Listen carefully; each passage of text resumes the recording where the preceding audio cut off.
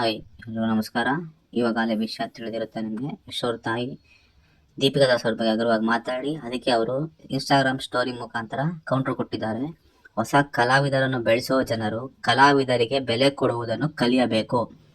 ಇಲ್ಲಿಯವರೆಗೂ ಯಾರ ಹೆಸರನ್ನು ಹೇಳಿಕೊಂಡು ಬಂದಿಲ್ಲ, ಮುಂದೇನು ಬರಲ್ಲ. ಕೆಲವರಿಗೆ ಬೆಲೆ ಕೊಟ್ಟ ಮಾತ್ರಕ್ಕೆ ಯಾರನ್ನು ಕಂಡು ಭಯ ಯಾರಿಗೂ ಇಲ್ಲ. ಅದು ಅಮ್ಮ ಆದರೂ ಸರಿ, ದೊಡ್ಡಮ್ಮ ಆದರೂ ಸರಿ, ಅಥವಾ ಪುಷ್ಪಮ್ಮ ಆದರೂ ಸರಿ, with respect to star of our industry ಎಂದು ಹೇಳಿದ್ದಾರೆ. ಇದು ಯಶ್ ಅವ್ರ ತಾಯಿಗೆ ಇದು ಬೇಕಿರಲಿಲ್ಲ, ಅವಶ್ಯಕತೆ ಇರಲಿಲ್ಲ. ದೀಪಿಕಾ ದಾಸ್ ಅವರು ಕೆಪಾಸಿಟಿನೇ ಬೇರೆ. ಅವ್ರ ಸೀರಿಯಲ್ ಸೂಪರ್ ಸ್ಟಾರ್ ಅವರು. ಈ ಥರ ಮಾತಾಡೋದು ಸರಿಯಲ್ಲ. ಯಶ್ ಅವ್ರ ತಾಯಿ ಏನು ಮಾತಾಡಿದ್ದಾರೆ ಅನ್ನೋದನ್ನ ನಾನು ವಿಡಿಯೋ ಹಾಕ್ತೀನಿ ನೋಡಿ.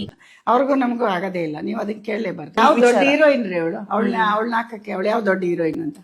ಅವಳು ಯಾರಮ್ಮ? ಅವಳು ಯಾವ ಸಿನಿಮಾ ಸಾಧನೆ ಮಾಡಿದಾಳೆ ಅಂತ ಅವಳನ್ನ ಹಾಕ್ತಾರೆ ಅಂತ ಹೇಳ್ತೀವಿ. ಆಯ್ತಾ? ಕೇಳ, ನಾವು ಸಂಬಂಧ ಆದ್ರೂ ನಾವು ದೂರದಲ್ಲಿ ಇಟ್ಟಿರ್ತೀವಿ ಅವ್ರನ್ನ. ಆದ್ರೆ ನೀವು ಅವ್ರನ್ನ ತಂದು ಇಲ್ಲಿ ಕೇಳ್ಬಿಟ್ರೆ ನನ್ ಮಗ ನೋಡೋ ನನ್ಗೆ ಬೈಯಲ್ಲ. ಪುಷ್ಪಕ್ ಅವರೇ, ನೀವೇನು ಸಾಧನೆ ಮಾಡಿದ್ದೀರಾ? ಎಲ್ಲರಿಗೂ KGF ಥರ ಮೂವಿ ಸಿಗಲ್ಲ ಕಣ್ರಿ, ಎಲ್ಲರಿಗೂ ಪ್ರಶಾಂತ್ ನೀಲ ಸಿಗಲ್ಲ ಕಣ್ರಿ. ಫಸ್ಟು ಬೇರೆ ಹೆಣ್ಮಕ್ಳ ಬಗ್ಗೆ ಮಾತಾಡೋದನ್ನ ಬಿಡಿ. ನಿಮ್ಮ ಕೊತ್ತಲ ಬಿಡಿ, ಏನಾಯ್ತು ರೀ ಮೂವಿ? ಅವ್ರು ಕಾರ್ತಿಕ್ ಅವ್ರ ಬಗ್ಗೆ ಹೇಳ್ತೀರಾ ಕೆಟ್ಟದಾಗಿ, ಅದು ವಿಡಿಯೋ ಹಾಕ್ತೀನಿ ನೋಡ್ರಿ ಗೆಳೆಯರೆ. ಥಿಯೇಟ್ರೇ ಕೊಡ್ಲಿಲ್ಲ ನಮ್ಗೆ, ಕಾರ್ತಿಕ್ ಮಾಡಿದ್ದು. ಅಲ್ಲ ತಾಯಿ, ಥಿಯೇಟರೇ ಕೊಟ್ಟಿಲ್ಲ ಅಂತ ಕಾರ್ತಿಕ್ ಅಣ್ಣನ ಬಗ್ಗೆ ಹೇಳ್ತೀರಾ? ಮೊದ್ಲೇನು ಹೇಳಿದ್ರಿ? ಸಿನಿಮಾ ಚೆನ್ನಾಗಿದ್ರೆ ಎಲ್ಲಿ ಬೇಕಾದ್ರೆ ಓಡುತ್ತೆ, ಇದಕ್ಕೆ ಯಶ್ ಅವ್ರು ಬೇಕೇ ಆಗಿಲ್ಲ ಪ್ರಮೋಷನ್ಗೆ ಅಂತ ಡೈಲಾಗ್ ಹೊಡೆದಿದ್ರಿ. ಈಗ ನಿಮ್ಗೊಂದು 1000 ಕೊಟ್ರೆ ನೀವೇನಾದ್ರು ಒಳ್ಳೇದೇ ಬರೀತೀರಾ, ಕೆಟ್ಟದ್ದು ಬರೀತೀರಾ? ಅಲ್ಲ ಮೇಡಮ್, ದುಡ್ಡು ಐತಂದು ಹಿಂಗೆಲ್ಲ ಮಾತಾಡೋದಾ? ಅವ್ರಿಗೆ 1000 ರೂಪಾಯಿ ಗತಿ ಇರಲ್ವಾ?